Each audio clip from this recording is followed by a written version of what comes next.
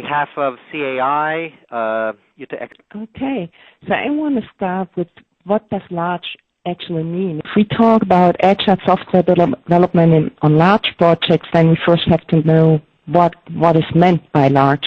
And if we look at project just in general, then we'll see that, for example, a scope can make a project large. So if you have a lot to do, there's a lot of functionality you have to implement, this can make a project really large.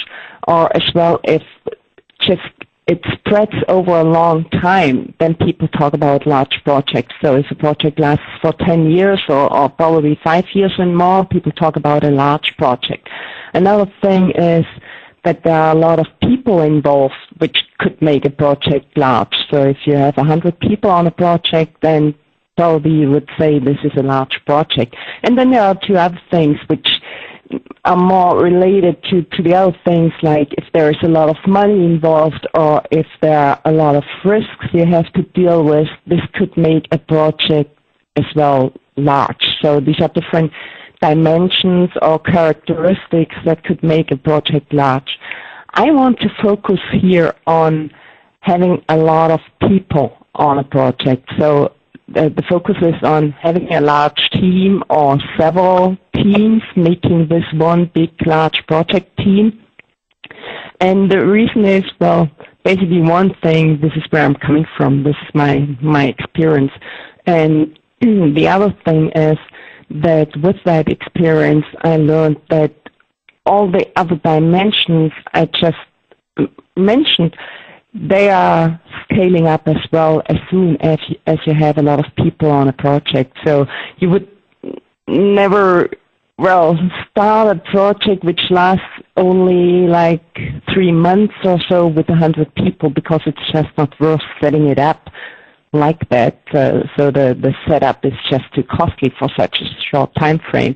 And then the other thing is, with a large team, you will probably always have a lot to do, because otherwise it doesn't make sense to put a lot of people there, and so on. So all those other dimensions will have scaled up as soon as you have a lot of people there.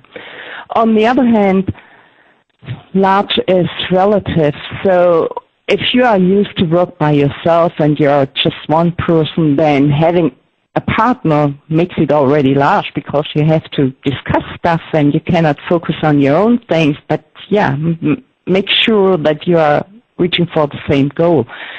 Or on the other hand, if you're used to work with 2 or 5 people, then 10 people make already a difference. Most often with 10 people, it starts already that some subgroups are started, intentionally or not, it doesn't really matter, but most often you won't discuss everything anymore with the whole group, and you have to ensure that everyone understands what's going on. With 100 people, the point is, talking about Agile, and very often you hear there are co-located teams, probably you won't have a room where 100 people will fit in, and moreover, if you sit at the one end of the room, you will not overhear what's going on at the other end of the room. And then with 2,000 people or so, you won't know everybody on your team anymore. So it's really a relative thing. I'm pointing this out because for ensuring that you know where I'm coming from. So I'm working with teams with about 300 people, and I have in the meantime I would say 2 definitions what makes a project large for me. So one thing is, when I have 30 people and more, a lot of things are changing already. So of course there's a difference between 30 and 300 people, but a lot of things have already moved into the large direction when you have 30 people on your team. And another definition I learned from a colleague is, as soon as you do have 2 teams in place, the project gets large as well, because then there are 2 conversations going on in the different teams and you have to coordinate them.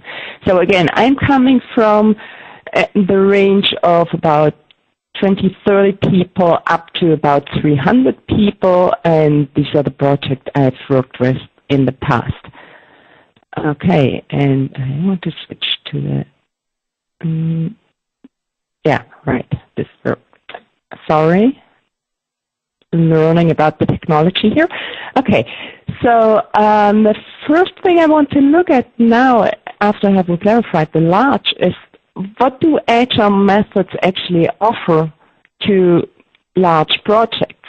And one thing is looking at XP, which was of the first really prominent Agile methodology. XP always said, well, a good team size is to have less than 12 people on a team. And whenever you do have more people, just don't do this. Reduce it to an amount that you have only one team there. So that's extreme, well, an extreme position. That's probably why XP is called extreme programming. So just don't do it is the real advice of XP. Although there are meanwhile as well other case studies which have used XP in different ways, but just going back to the definition of the methodology, there we have no real recommendation. Then looking at another, I would say at the moment, probably the most prominent one, which is Scrum. And Scrum suggests practice which is called the Scrum of Scrums. And maybe I explain that right now. So what you will find in every Agile methodology, no matter how it's called, if it's XP, Scrum, Crystal, FDD, DSDM, whatever, all the different Agile methodologies, you will find the very same practice everywhere, which is a daily synchronization within a team, just putting the large stuff aside for the moment. And in this daily synchronization, the team answers every member of the team answers three questions. One is, what have I done since yesterday, since the last synchronization, which is yesterday? What will I do till the next synchronization, which is tomorrow? And is there anything in my way? The idea of that is that everyone in the team has the same big picture of the status of the project, who's working on what, finding out about redundant work or synergies going on, and ensuring that whenever somebody is stuck, that there are people here who could help. So this is, well, for confusing everyone, it has a different name in every methodology. So XP calls it a stand-up meeting, which has a sense, or the meaning of it is, or the suggestion, to do this daily synchronization standing up, because this way you will save time. If you have a meeting every day, you don't want to spend a lot of time there, because otherwise you will not be able to get something done. And therefore, XP recommends to do this standing up, because then it's not comfortable and therefore short. So the daily synchronization should last about 10 to 15 minutes max.